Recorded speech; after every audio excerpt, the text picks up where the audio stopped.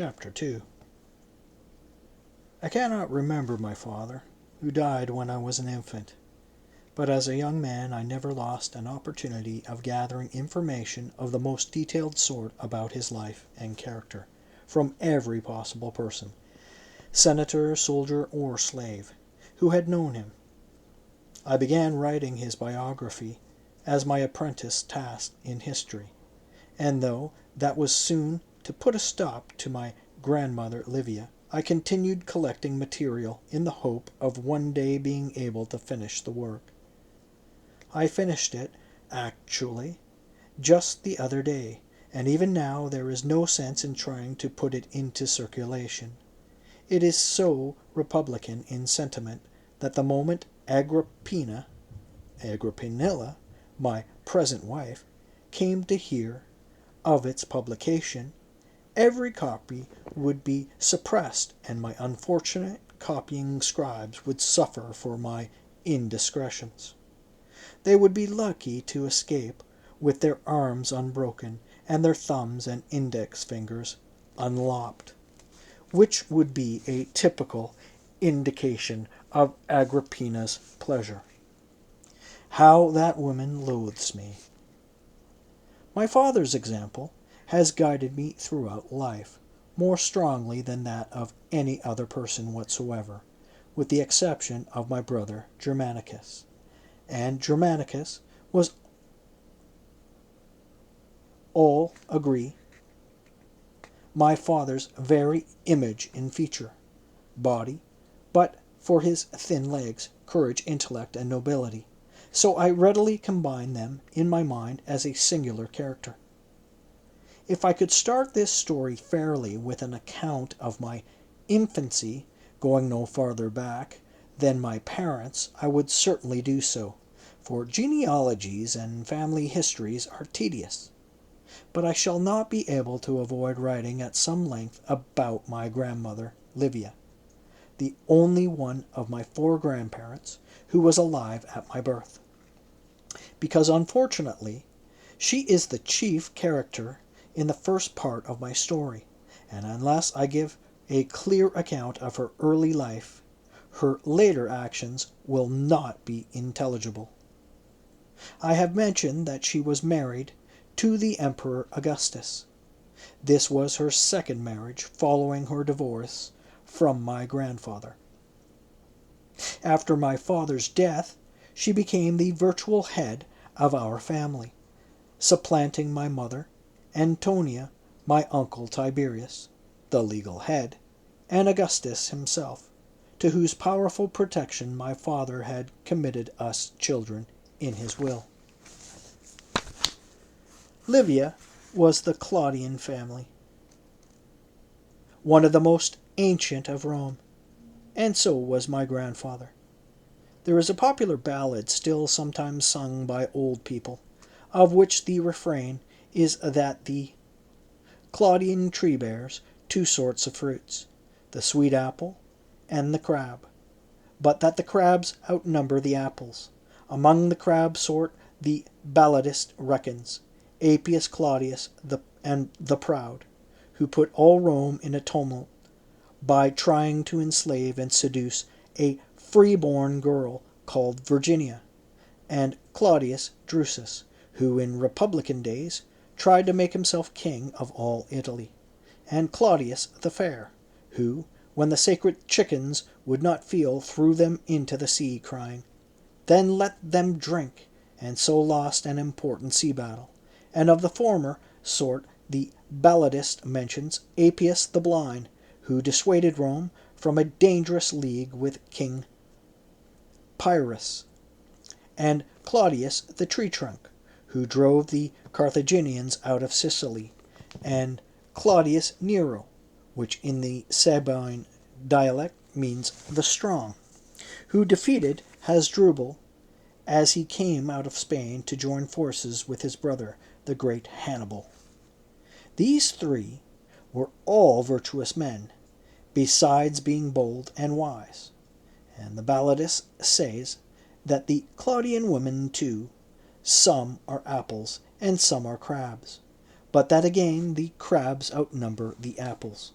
My grandfather was one of the best of the Claudians, believing that Julius Caesar was the one man powerful enough to give Rome peace and security in those difficult times. He joined the Caesarian party and fought bravely for Julius in the Egyptian War.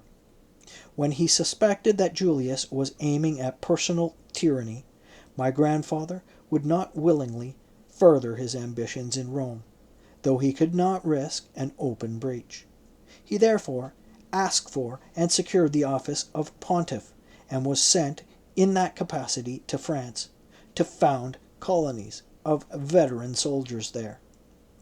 On his return, after Julius's ascension, he incurred the enemy of young Augustus, Julius's adopted son, who was then known as Octavian, and of his ally, the great Mark Antony, by boldly proposing honors for the tyrannicides. He had to flee from Rome. In the disturbances that followed, he sided now with this party, and now with that, according as the right seemed to lie here or there. At one time he was with young Pompey. At another he fought with Mark Antony's brother against Augustus at Perusia in Etruria. But convinced at last that Augustus, though bound by loyalty to avenge the murder of Julius, his adopted father, a duty which he ruthlessly performed, was not tyrant-hearted, and aimed at the restoration of the ancient liberties of the people, he came over to his side and settled at Rome with my grandmother Livia and my uncle Tiberius, then only 2 years old. He took no more part in the civil wars, contenting himself with his duties as a pontiff.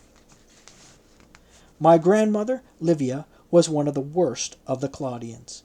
She may well have been a reincarnation of that Claudia, sister of Claudius the Fair, who was arraigned for high treason because once, when her coach was held up by a street crowd, she called out, "If only my brother was alive!" He knew how to clear crowds away. He used his whip. When one of the protectors of the people, tribunes in Latin, came up and angrily ordered her to be silent, reminding her that her brother, by his impiety, had lost a Roman fleet, a very good reason for wishing him alive, she retorted. He might lose another fleet, and then another, God willing, and thin off this wretched crowd a little. And she added, "You're a protector of the people, I see, and your person is legally inviolable. But don't forget that we Claudians have had some of you protectors well thrashed before now, and be damned to your inviolability." That was exactly how my grandmother Livia spoke at this time of the Roman people, rabble and slaves.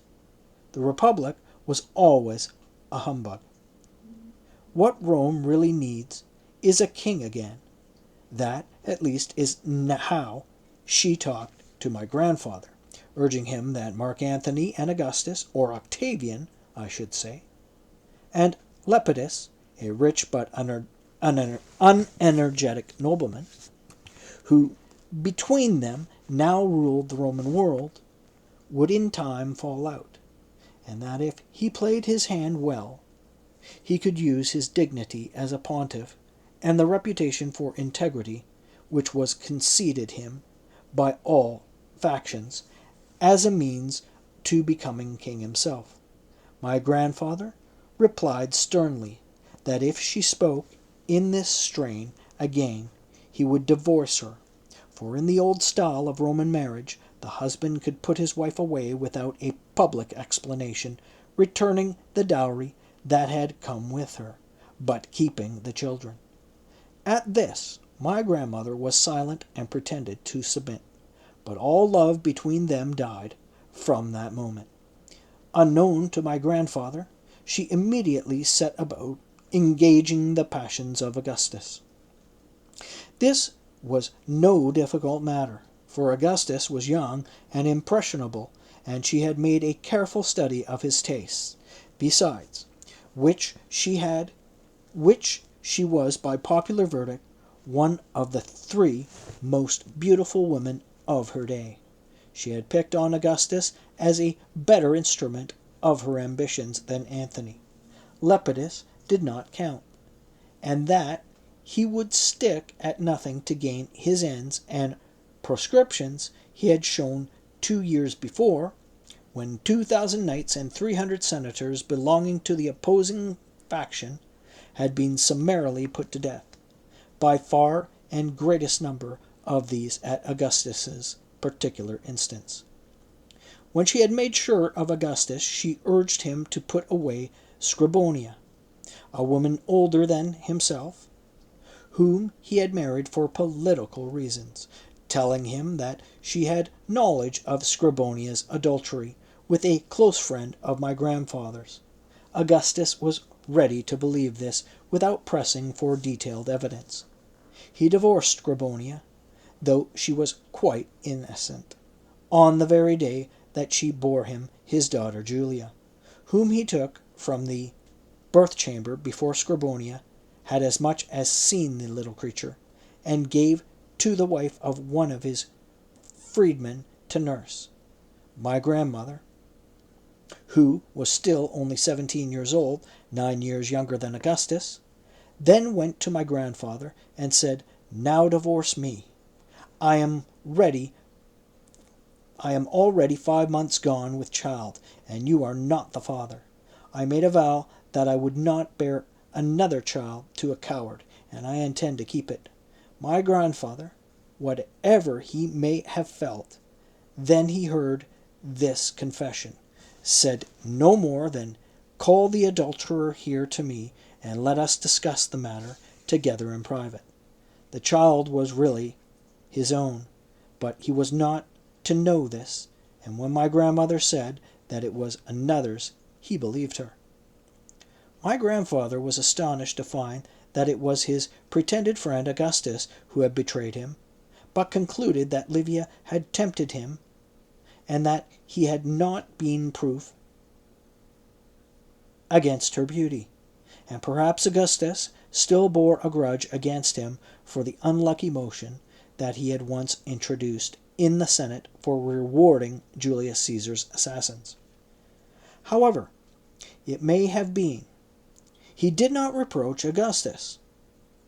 All that he said was, "If you love this woman and will marry her honorably, take her. Only let the decencies be observed." Augustus swore that he would marry her immediately and never cast her off while she continued faithful to him. He bound himself by the most frightful oaths. So my grandfather divorced her. I have been told that he regarded this infatuation of hers as a divine punishment on himself because once in Sicily, at her instigation, he had armed slaves to fight against Roman citizens. Moreover, she was a Claudian, one of his own family. So for these two reasons, he was unwilling to show her public dishonor. It was certainly not for fear of Augustus that he assisted in person at her marriage a few weeks later, given her away as a father would his daughter, and joining in her wedding hymn. When I consider that he had loved her dearly, and that by his generosity he risked the name of coward and pander, I am filled with admiration for his conduct. But Livia was ungrateful, angry, and ashamed that he seemed to take the matter so calmly, giving her up tamely, as if she were a thing of little worth. And when her child, my father, was born 3 months later, she was deeply vexed with Augustus's sister Octavia, Mark Antony's wife. These were my 2 other grandparents, because of a Greek epigram to the effect that parents were fortunate who had 3 months' children. Such short gestation had hitherto been confined to cats and bitches. I do not know whether Octavia was truly the author of this verse, but if she was, Livia made her pay dearly for it before she had done. It is unlikely that she was the author, for she had herself been married to Mark Antony while with child by a husband who had died.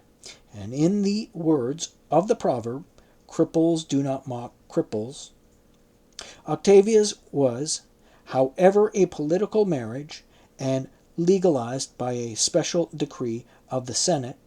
It was not brought about by passion on one side and personal ambition on the other.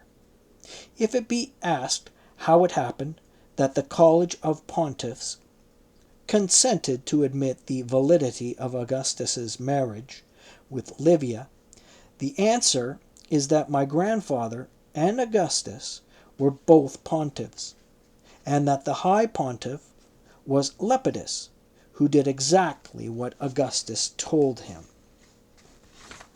As soon as my father was weaned, Augustus sent him back to my grandfather's house, where he was brought up with my uncle Tiberius, the elder by 4 years. My grandfather, as soon as the children reached the age of understanding, took their education in hand himself, instead of entrusting it to a tutor, as was already the general custom. He never ceased to instill in them a hatred of tyranny, and a devotion to ancient ideals of justice, liberty, and virtue. My grandmother, Livia, had long grudged that her 2 boys were out of her charge, though indeed they visited her daily at Augustus's palace, which was quite close to their home on the Palatine Hill. And when she found in what way they were being educated, she was greatly annoyed. My grandfather died suddenly while dining with some friends, and it was suspected that he had been poisoned, but the matter was hushed up because Augustus and Livia had been among the guests. In his will, the boys were left to Augustus's guardianship. My uncle Tiberius, aged only 9, spoke the oration at my grandfather's funeral.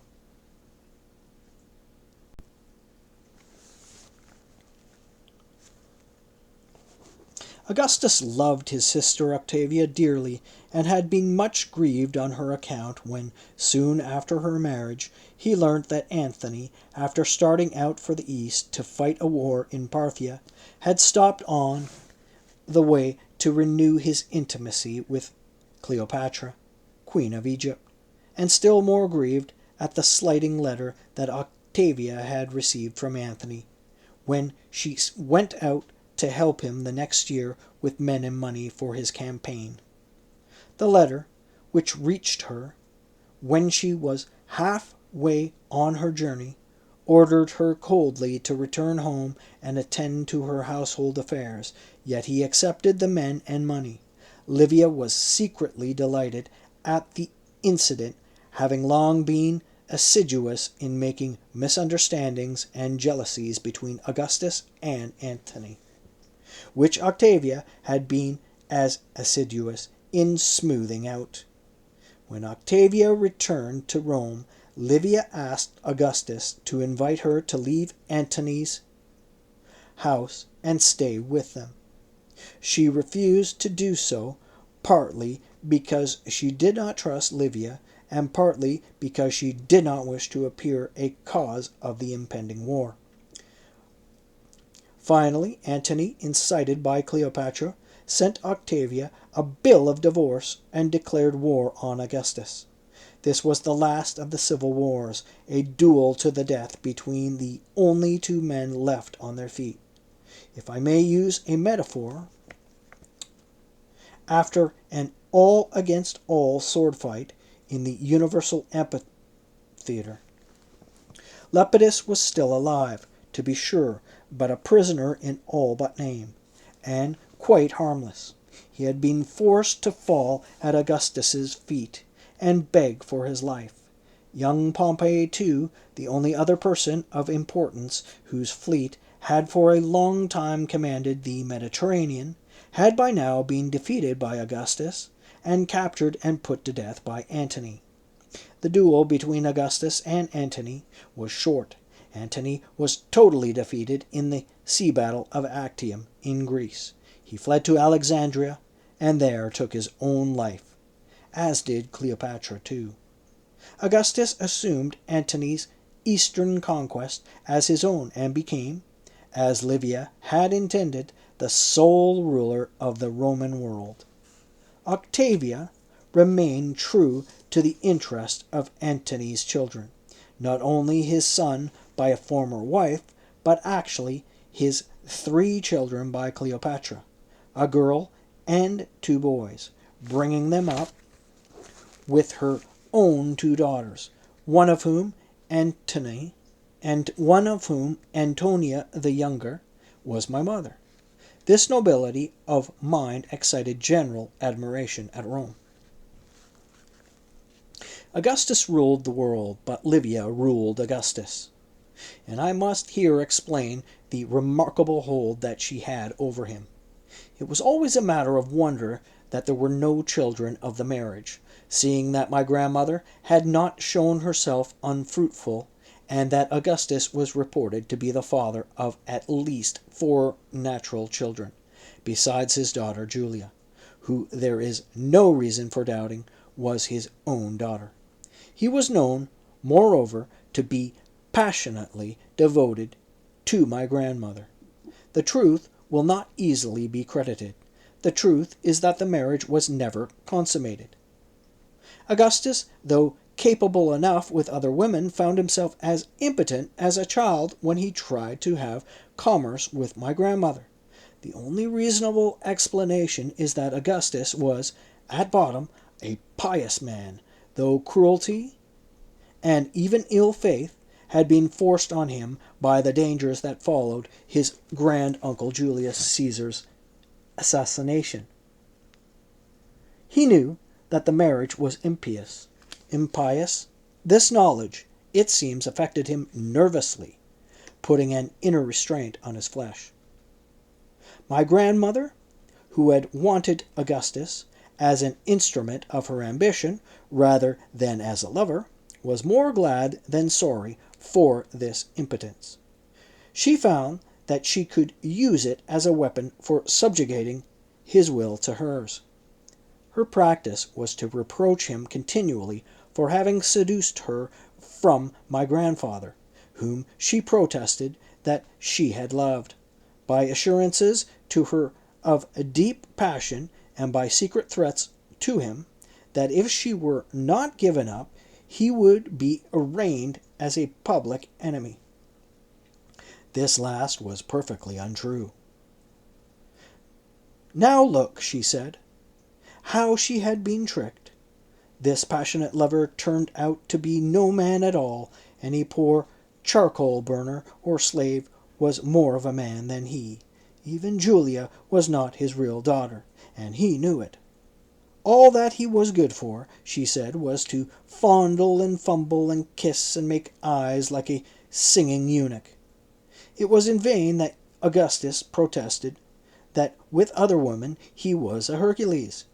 Either she would refuse to believe it, or she would accuse him of wasting on other women what he denied her. But that no scandal of this should go about, she pretended on one occasion to be with child by him, and then to have a miscarriage. Shame and unslackable passion bound Augustus closer to her than if their mutual longings had been nightly satisfied, or than if she had borne him a dozen fine children. And she took the greatest care of his health and comfort, and was faithful to him. But being naturally lustful, except of power, and for this he was so grateful that he let her guide and rule him in all his public and private acts. I have heard it confidently stated by old palace officials that after marrying my grandmother, Augustus never looked at another woman. Yet all sorts of stories were current at Rome about his affairs with the wives and daughters of notables, and after his death, in explaining how it was that she had so complete a command of his affections, Livia used to say that it was not only because she was faithful to him, but also because she never interfered with his passing love affairs. It is my belief that she put all these scandals about herself in order to have something to reproach him with.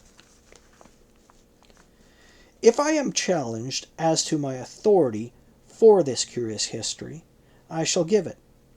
The first part relating to the divorce I heard from Livia's own lips in the year she died. The remainder about Augustus's impotence I heard from a woman called Briseis, a wardrobe maid of my mother's, who had previously served my grandmother as a page girl, and being then only 7 years old, had been allowed to overhear conversations that she was thought too young to understand. I believe my account true and will continue to do so until it is supplanted by one that fits the facts equally well. To my way of thinking, the Sibyl's verse about wife no wife confirms the matter.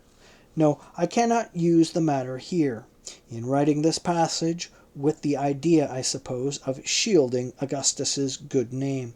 I have been holding something back, which I shall now, after all, set down. Because, as the proverb says, truth helps the story on. It is this: my grandmother Livia ingeniously consolidated her hold on Augustus by secretly giving him, of her own accord, beautiful young women to sleep with whenever she noticed that passion made him restless. That she arranged this for him, and without a word said, beforehand or afterwards, forbearing from the jealousy that as a wife he was convinced that she must feel, yet everything was done very decently and quietly. The young woman, whom she picked out herself in the Syrian slave market, he preferred Syrians, being introduced into his bedroom at night with a knock and a rattle of the chain for signal, and called away again early in the morning by a simpler knock and rattle, and that they kept silence in his presence as if they were succubi who came in dreams. And she contrived all this so thoughtfully, and remained faithful to him herself, in spite of his impotence with her. He must have considered a perfect proof of sincerest love. You may object that Augustus, in his position, might have had the most beautiful women in the world, bound or free, married or unmarried, to feed his appetite, without the assistance of Livia as procuress. That is true. But it is true, nevertheless, that after his marriage to Livia he tasted no meat, as he once said himself, though perhaps in another context, that she had not passed as fit for eating. Of women, then, Livia had no cause to be jealous, except only of her sister-in-law, my other grandmother, Octavia, whose beauty excited as much admiration as her virtue. Livia had taken malicious pleasure in sympathizing with her over Antony's faithlessness. She had gone so far as to suggest that it had been largely Octavia's own fault in dressing in so modest a way and behaving with such decorum. Mark Antony, she pointed out, was a man of strong passions, and to hold him successfully a woman must temper the chastity of a Roman matron with the arts of extravagances of an Oriental courtesan. Octavia should have taken a leaf from Cleopatra's book, for the Egyptian, though Octavia's inferior in looks and her senior by 8 or 9 years, knew well how to feed his sensual appetite. Men such as Antony, real men, prefer the strange to the wholesome, Livia finished sententiously. They find maggoty green cheese more tasty than freshly pressed curds. Keep your maggots to yourself, Octavia flared at her. Livia herself dressed very richly and used the most expensive Asiatic perfumes. But she did not allow the least extravagance in her household, which she made a boast of running in old-fashioned Roman style. Her rules were plain but plentiful. Food, regular family worship, no hot baths after meals, constant work for everyone, and no waste. Everyone was not merely the slaves and freedmen, but every member of the family. The unfortunate child Julia was expected to set an example of industry. She led a very weary life. She had a regular daily task of wool to card and spin, and cloth to weave, and needlework to do, and was made to rise from her hard bed at dawn, and even before dawn in the winter months, to be able to get through it.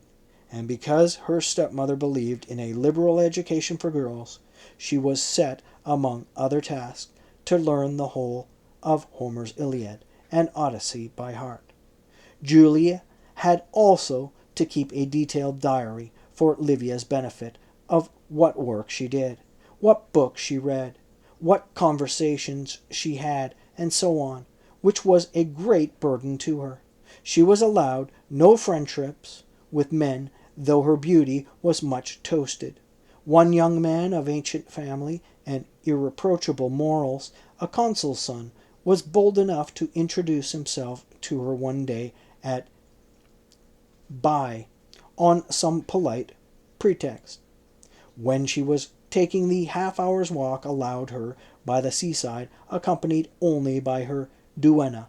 Livia, who was jealous of Julia's good looks and of Augustus's affection for her, had the young man sent a very strong letter, telling him that he must never expect to hold public office under the father of a girl whose good name he had tried to besmirch by this insufferable familiarity. Julia herself was punished by being forbidden to take her walk outside the grounds of the villa. About this time Julia went quite bald. I do not know whether Livia had a hand in this. It seems not improbable, though certainly baldness was in the Caesar family.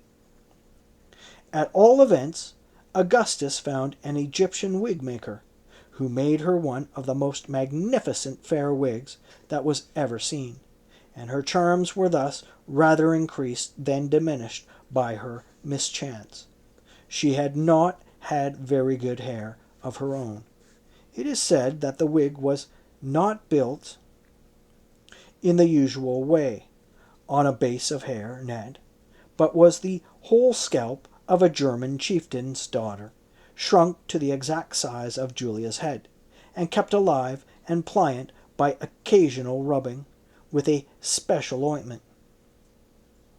But I must say that I don't believe this. Everyone knew that Livia kept Augustus in strict order, and that, if not actually frightened of her, he was at any rate very careful not to offend her. One day, in his capacity as censor, he was lecturing some rich men about allowing their wives to bedizen themselves with jewels. For a woman to overdress, he said, is unseemly. It is the husband's duty to restrain his wife from luxury. Carried away by his own eloquence, he unfortunately added, I sometimes have occasion to admonish my own wife about this. There was a delighted cry from the culprits. Oh, Augustus, they said, do tell us in what words you admonish Livia. It will serve as a model for us. Augustus was embarrassed and alarmed. You misheard me, he said. I do not say that I had ever had occasion to reprimand Livia. As you know well, she is a paragon of matrimony, modesty. But I certainly should have no hesitation in reprimanding her were she to forget her dignity by dressing, as some of your wives do, like an Alexandrian dancing girl who has by some queer turn of fate become an Armenian queen dowager.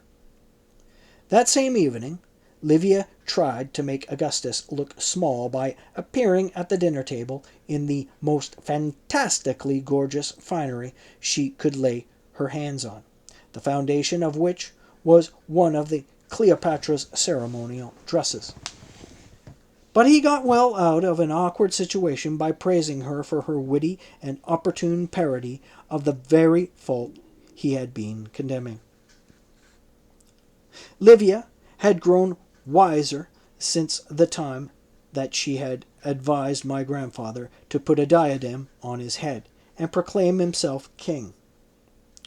The title king was still execrated at Rome on account of the unpopular Tarquin dynasty, to which, according to legend, the first Brutus, I call him this to distinguish him from the second Brutus who murdered Julius, had put an end, expelling the royal family from the city and becoming one of the first two consuls of the Roman Republic. Livia realized now that the title of king could be waived so long as Augustus could control the substantial powers of kingship. By following her advice, he gradually concentrated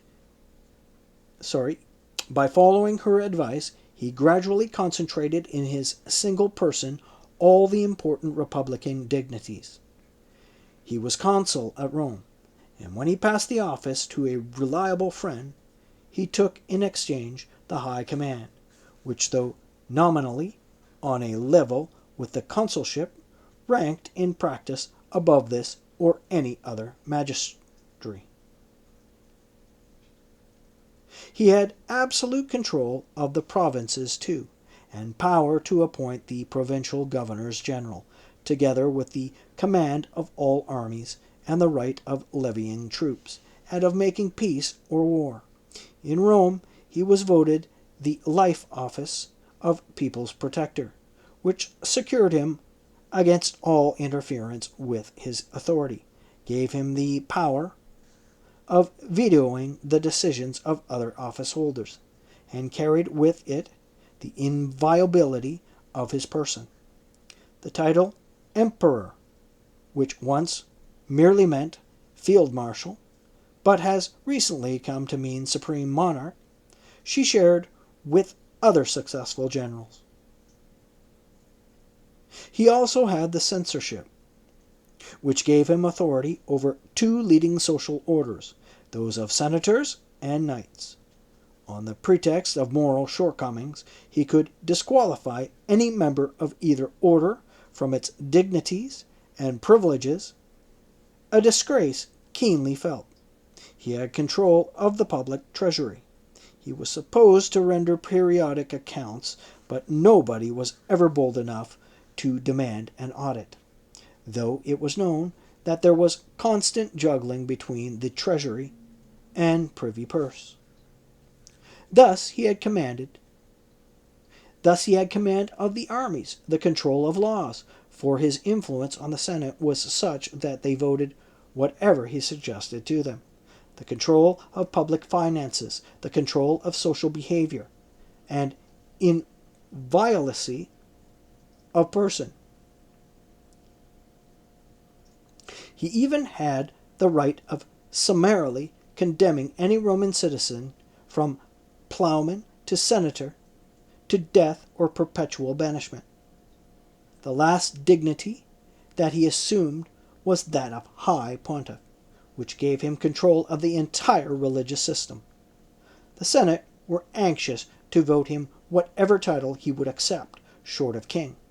They were afraid to vote him the kingship for fear of the people. His real wish was to be called Romulus, but Livia advised him against this. Her argument was that Romulus had been a king, and that the name was therefore dangerous, and further, that he was one of the Roman tutelary deities, and that to take his name would seem blasphemous. But her real feeling was that it was not a grand enough title. Romulus had been a mere bandit chieftain, and was not among the first rank of the gods. On her advice, he therefore signified to the Senate that the title Augustus would be agreeable to him. So they voted him that. Augustus had a semi-divine connotation, and the common title of king was nothing by comparison.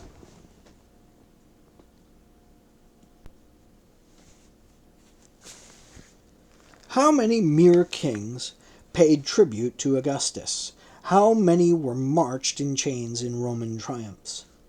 Had not even the high king of remote India, hearing of Augustus's fame, sent ambassadors to Rome begging for the protection of his friendship with propitiatory presents of remarkable silks and spices and rubies and emeralds and sardonyx and tigers, then for the first time seen in Europe, and the Indian Hermes, the famous armless boy, who could do the most extraordinary things with his feet? Had not Augustus put an end to that line of kings in Egypt that went back at least 5,000 years before the foundation of Rome? And at that fateful interruption of history, what monstrous portents had not been seen?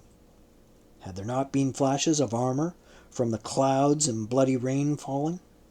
Had not a serpent of gigantic size appeared in the main street of Alexandria and uttered an incredibly loud hiss? Had not the ghosts of dead pharaohs appeared? Had not their statues frowned? Had not Apis, the sacred bull of Memphis, uttered a bellow of lamentation and burst into tears? This was how my grandmother reasoned with herself. Most women are inclined to set a modest limit to their ambitions. A few rare ones set a bold limit. But Livia was unique in setting no limit at all to hers, and yet remaining perfectly level-headed and cool in what would be judged in any other woman to be raving madness. It was only little by little that even I, with such excellent opportunities for observing her, came to guess generally what her intentions were. But even so, when the final disclosure came, it came as a shock of surprise. Perhaps I had better record her various acts in historical sequence, without dwelling on her hidden motives. On her advice, Augustus prevailed on the Senate to create two new divinities, namely the goddess Roma, who represented the female soul of the Roman Empire, and the demigod Julius, the warlike hero who was Julius Caesar in apotheosis. Divine honors had been offered to Julius in the East while he was still alive. That he had not refused them was one of the reasons for his assassination. Augustus knew the value of a religious bond to unite the province with the city, a bond far stronger than one based merely on fear or gratitude. It sometimes happened that after long residence in Egypt or Asia, minor, even true-born Romans turned to the worship of the gods they found there and forgot their own, thereby becoming foreigners in all but name. On the other hand, Rome had imported so many religions from the cities she had conquered, given alien deities such as Isis and Cybele noble temples in the city, and not merely for the convenience of visitors, that it was reasonable that she should now, in fair exchange, plant gods of her own in these cities. Roma and Julius then were to be worshipped by such provincials as were Roman citizens and wished to be reminded of their national heritage. The next step that Livia took was to arrange for the delegations of provincials not fortunate enough to possess full citizenship to visit Rome and beg to be given a Roman god whom they might worship loyally and without presumption. On Livia's advice, Augustus told the Senate, half jokingly, that these poor fellows, while obviously they would not be allowed to worship the superior deities, Roma and Julius, must not be denied some sort of god, however humble. At this, Maecenas, one of Augustus's ministers, with whom Augustus had already discussed the advisability of taking the name of Romulus, said, "Let us give them a god who will watch over them well. Let us give them Augustus himself." Augustus appeared somewhat embarrassed, but admitted that Maecenas' suggestion was a sound one. It was an established custom among Orientals, and one which might well be turned to Roman profit, to pay divine honors to their rulers. But since it was clearly impracticable for Eastern cities to worship the whole Senate in a body, putting up 600 statues in each of their shrines, one way out of the difficulty certainly was for them to worship the Senate chief's executive officer, who happened to be himself. So the Senate, feeling complimented that each member had in him at least 1/600th part of divinity, gladly voted Maecenas' motion, and shrines of Augustus were immediately erected in Asia Minor. The cult spread, but at first only in the frontier provinces, which were under the direct control of Augustus, not in the home provinces, which were nominally under the control of the Senate, nor in the city itself. Augustus approved of Livia's educative methods with Julia and of her domestic arrangements and economies. He had simple tastes himself.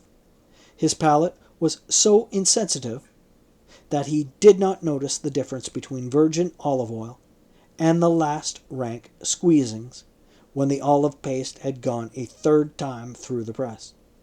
He wore homespun clothes. It was justly said that, fury though Livia was, for her unwearying activity, Augustus would never have been able to undertake the immense task he set himself of restoring Rome to peace and security after the long disasters of the civil wars, in which he himself had, of course, played so destructive a part. Augustus's work filled 14 hours a day, but Livia's, it was said, filled 24. Not only did she manage her huge household in the efficient way I have described, but she bore an equal share with him in public business. A full account of all the legal, social, administrative, religious, and military reforms which they carried out between them, to say nothing of the public works which they undertook, the temples which they re-edified, the colonies they planted, would fill many volumes. Yet there were many leading Romans of the elder generation who could not forget that this seemingly admirable reconstitution of the state had only been made possible by the military defeat, secret murder, or public execution of almost every person who had defied the power of this energetic pair. Had their sole and arbitrary power not been disguised under the forms of ancient liberty, they would never have held it long. Even as it was, there were no less than 4 conspiracies against Augustus's life by Woodbine Brutuses.